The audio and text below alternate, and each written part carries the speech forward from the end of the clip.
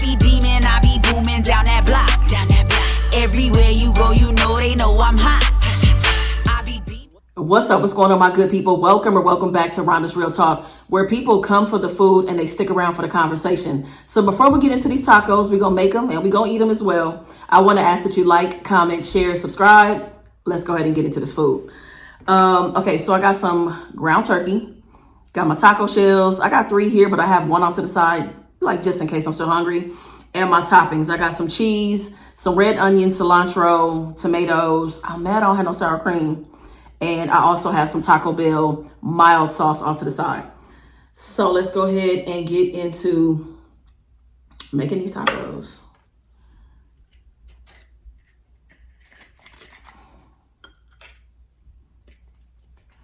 I have a few videos, I feel like in the last couple months, where I've either been on the grill or I made like nachos.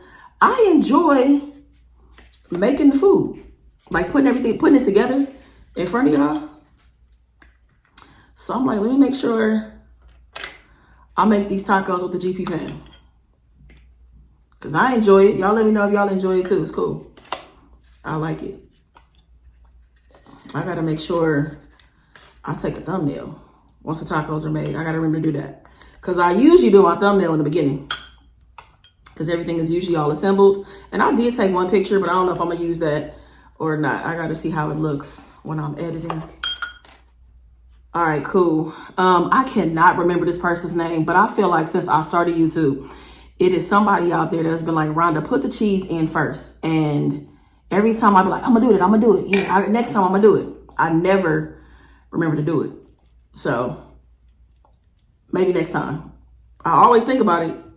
Once the meat is in there, I always think about that. Like, damn, I should have put the cheese in.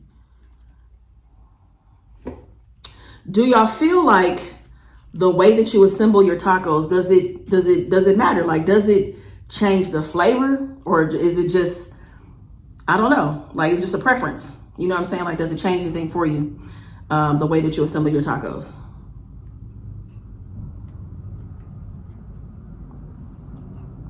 Yeah. This red onion is strong. Maybe it's a good thing I'm at home tonight and out of my honey's face. So she, I'm put the tomato on, so she ain't got to smell my breath, because it's about to be kicking, baby. I thought I had some other tomatoes, but I only had these grape tomatoes. So you got to use what you got. And this is fine.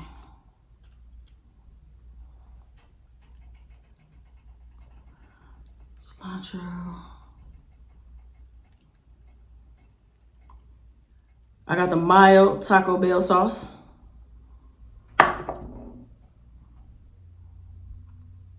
Yes.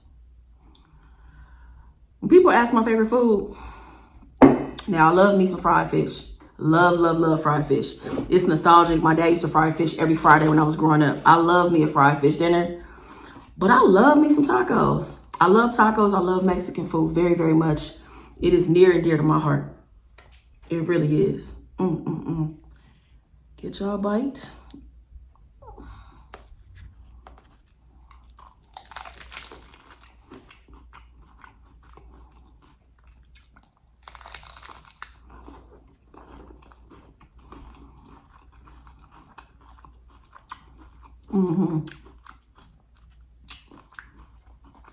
So good.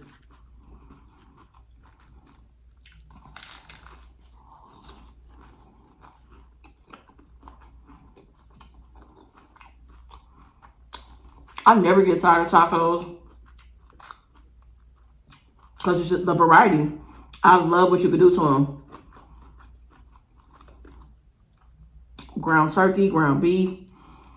You can do salmon. You can do mahi. You can use veggies like meatless, anything.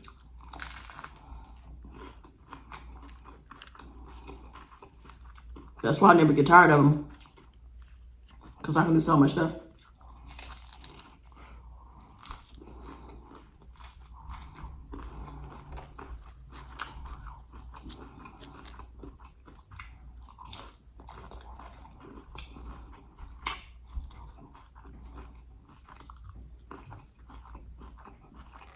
So growing up, I ate a lot of tacos, a lot of Mexican food growing up. Now, we usually have the corn tortillas that we would fry, right? That's usually what we had in my house. So we never had shells like this. We never had these. I would only have these like at Taco Bell or other little taco spots that I would go to or whatever, right? So I want to say the first time I actually bought these on my own, like I've had them at parties and stuff like that at other people's house, but I never really had these like that. So I started buying them since I started YouTube, right? And y'all, I never read the directions at all. So they always tasted kind of stale to me. And it took me to watch somebody else's video or like read comments on somebody else's video where it was like, don't forget to put them in the oven. So I go to my kitchen, I read the back of the box. So I'm like, I'll be damned. I'm missing an entire step. And that's why they taste stale. So sure enough, when I start putting these in the oven, oh my goodness.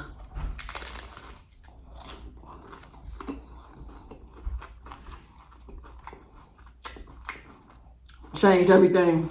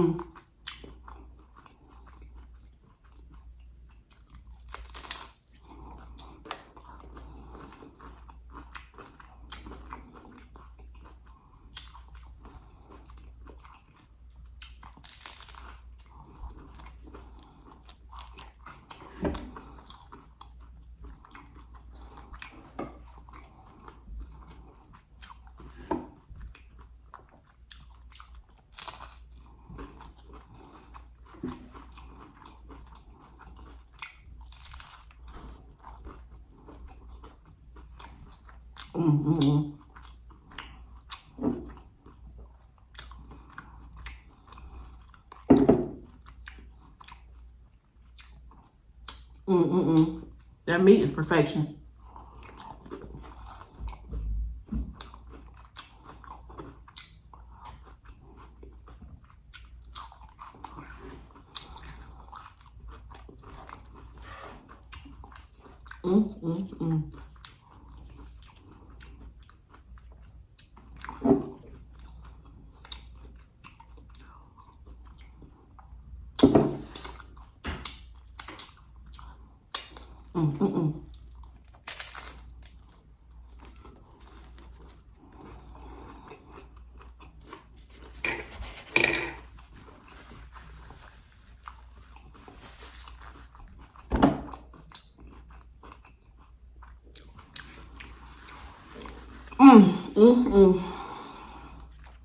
Y'all, I know it's just tacos, but it's so good.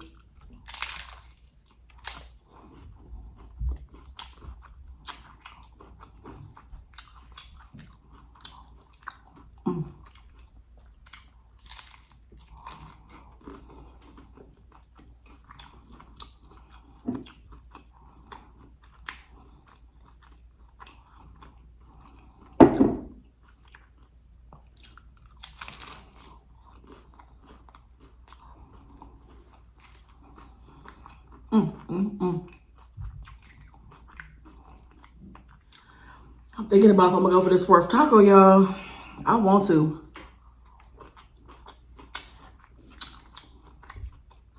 But I'm satisfied though.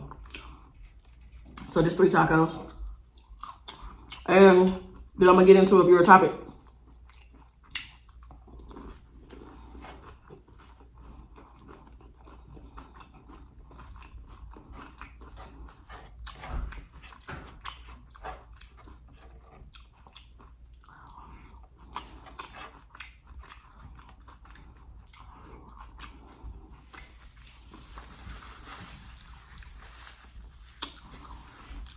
Woo! Oh, so good. I feel like I ate that so fast too. My goodness.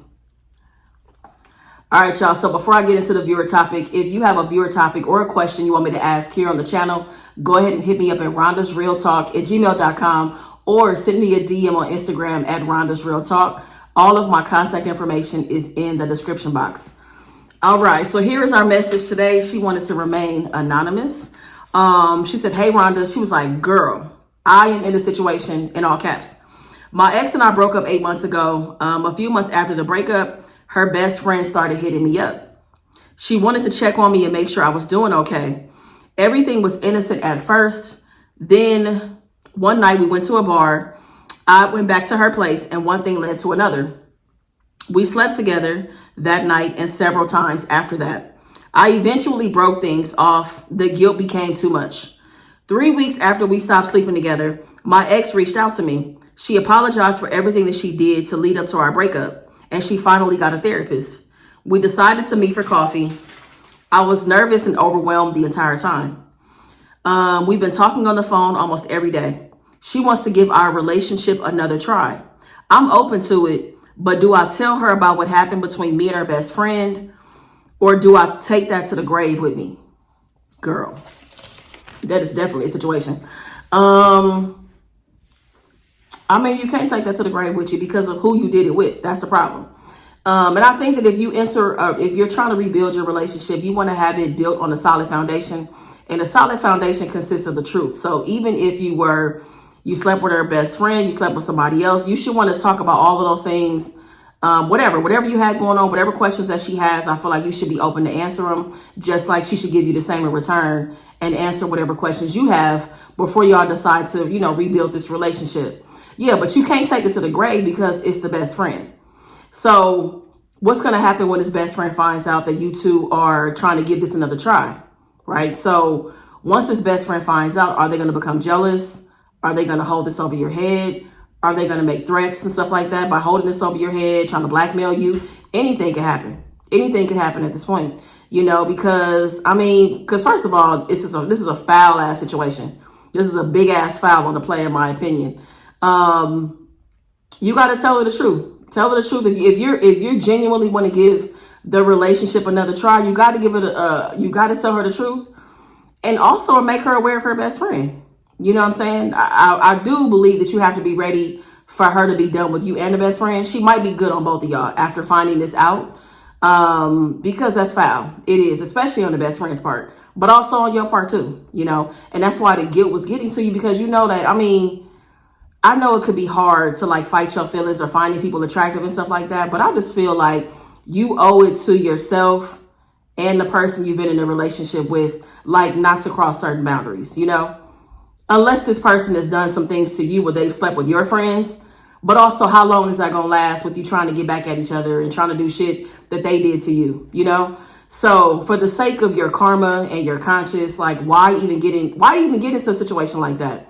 And you got caught up. It happened one night, but you clearly enjoyed it, and you went back for several rounds after that. You went back, again and again and again. So I don't know. It's not a good look at all.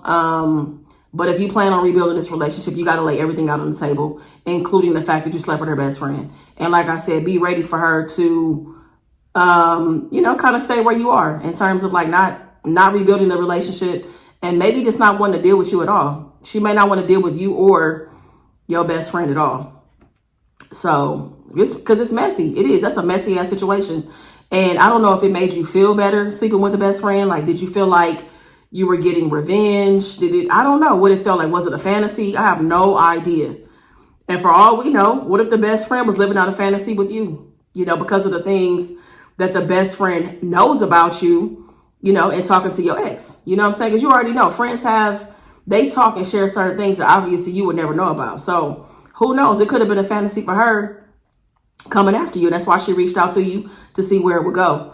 But yeah, you got to say something, because I think that it's going to get sticky on the best friend side, because you can't depend on the best friend to keep things quiet. You know what I'm saying? Because clearly this person is not loyal. Clearly this person is in violation. That's a clear violation. That's a flag on the play. I can't imagine messing with any of my friends' exes. I can't. Even people that I'm not super close with, anybody that I consider a friend, I just can't see myself messing around with your ex. This person you was building a life with, y'all lived together, slept together, traveled together, talked about having children, and I'm going to try to see what's up with this person afterwards. Hell no. That shit don't cross my mind at all. That's a no for me. That's a huge no for me, So yeah, I just feel like that, yeah, I understand. It sounds like maybe liquor or something was involved. Y'all were at a bar and one thing led to another. But nah, you got to be able to like, you know, you got to be able to stop that shit. Like, for real, you got to be able to control yourself, because it's not cool. It's not cool. And then now look at the situation you're in now is, you know, potentially trying to like give this relationship another try. And those couple of nights of, you know, intimacy with this best friend may ruin y'all being able to rebuild this relationship or start over or whatever you decide to do. So I don't know, but yeah, if you know, if you plan on like trying to, you know, give it another try, you got to come clean. You have to be honest and open. You owe it to yourself. You owe it to your ex if y'all are going to try again, and also the best friend. There's no telling what this person might do. You have no idea what they're capable of. If they stab their best friend in the back like this, you have no idea like what they're capable of, in my opinion. So because like nothing in their mind kept them from like sleeping with you, even though you should have stopped as well. Y'all both should have stopped, but I just couldn't imagine being like in a heated moment with my best friend's ex, their most recent ex. Nah, ain't no way.